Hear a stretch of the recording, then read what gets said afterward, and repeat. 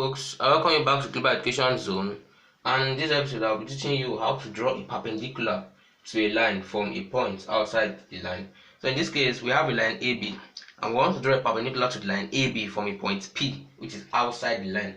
So the first thing you should do is with the center P and any convenient radius, draw an arc to cut the line at A and B. So in this case I'll put my sharp point of my compass at P, then open to any radius.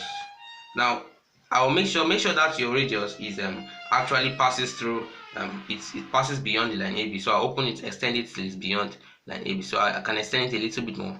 So all you need to do is you cut an arc. So and the arc will touch that line at 2 points. So now these points are points X and Y. Now having gotten points X and Y, the next stage is with centers X and Y and any convenient radius, draw an arc to intersect at C. So what I'm going to do here is we'll draw an arc, open to a convenient radius. Let's open to Y. So I'll draw an arc below.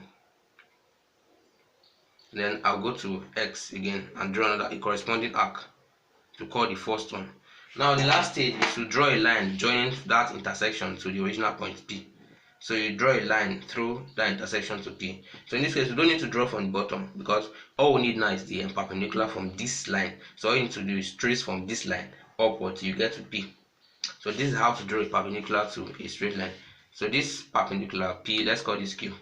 PQ is perpendicular to AB at the point Q.